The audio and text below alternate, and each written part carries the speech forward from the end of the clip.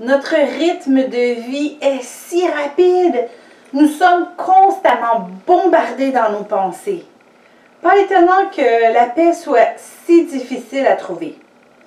Heureusement, lorsque nous sommes chrétiens, la paix est toujours à notre portée de main et l'amour aussi.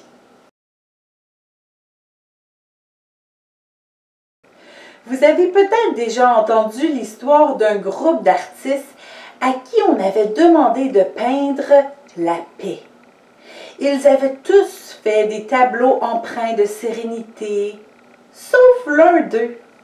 Ce dernier avait peint un violent orage près de la mer, des vagues déchaînées et des éclairs déchirant le ciel. Où était la paix dans ce tableau? Bien, au milieu de la tempête, un petit oiseau était réfugié dans le creux d'un rocher.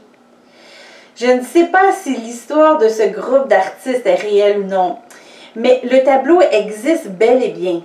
Le titre est Peace in the Midst of the Storm par Jack E. Dawson. L'image démontre bien que peu importe les circonstances, il est possible d'être en paix lorsque nous nous réfugions dans le creux du rocher, c'est-à-dire Christ. La paix n'est pas l'absence de tempête ou de problème. La paix n'est pas un simple sentiment, c'est une personne. Dieu nous donne la paix parce qu'il est la paix. Cela fait partie de ses caractéristiques. 1 Thessaloniciens 5,23 le nomme Dieu de paix. Dans Juges 6,24, Gédéon bâtit un autel à l'Éternel et lui donna pour nom l'Éternel paix. Pour être en paix, nul besoin de s'évader dans un endroit désert ou de débourser une fortune dans un spa. Nous n'avons qu'à entrer dans sa présence. Lorsque nous nous couvrons du sang de Jésus, que nous sommes repentants de nos péchés et que nous nous approchons en esprit du trône de Dieu, il n'y a plus rien qui compte. Lorsque nous sommes en prière ou dans la louange et que nous sommes complètement immergés dans sa présence, tout semble s'effacer autour de nous et nous sommes en paix. Pourquoi? Parce que Dieu est là et donc la paix est là. Le Dieu de paix est aussi le Dieu d'amour.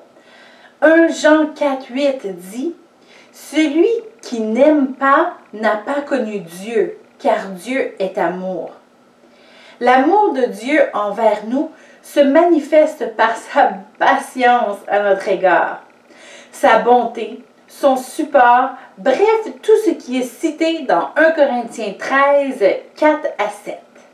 Lorsque nous sommes célibataires et que nous ressentons le besoin d'être aimés, c'est-à-dire d'être écoutés, réconfortés, compris, acceptés, nous allons trouver tout cela dans sa présence.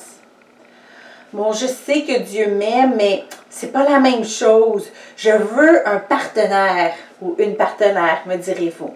Et je comprends très bien. Mais laissez-moi disséquer votre besoin. Parce qu'il peut peut-être être répondu plus rapidement que vous le croyez. Car, je viens de le dire, si vous cherchez une autre personne parce que vous avez besoin d'amour, eh bien, n'attendez plus. Vous allez trouver l'amour dans la présence de Dieu parce qu'il est amour.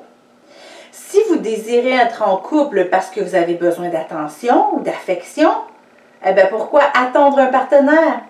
Dieu nous a donné des frères et des sœurs qui peuvent nous faire les meilleures accolades du monde. Nous sommes des êtres sociaux qui avons besoin d'être touchés, de recevoir une embrassade de temps en temps. Même la Bible l'encourage. 2 Corinthiens 13, le verset 12, « Saluez-vous les uns les autres par un saint baiser. » Ben là, c'est pas ce genre de câlin-là que je recherche. Me direz-vous avec un petit clin d'œil. Si vous ressentez le besoin d'être en couple et qu'en disséquant votre besoin, vous réalisez que ce n'est ni pour de l'amour, ni pour de la chaleur humaine, mais que c'est tout simplement pour satisfaire vos pulsions sexuelles, eh bien là, vous devez attendre au mariage. Mais s'il manque de continence, qu'il se marie, car il vaut mieux se marier que de brûler. D'abord, prenez le temps de voir où est entré ce désir sexuel. Généralement, nos pensées s'emballent, créant ainsi des désirs, après que nos yeux ont vu des images osées. Si vous voulez freiner ces désirs pour rester dans le plan de Dieu en toute sainteté, commencez d'abord par éviter les sources suggestives. Si vous en avez vu sans vouloir, demandez tout simplement à Dieu d'effacer ces images de vos pensées. Éliminer la source aide grandement à éliminer le désir.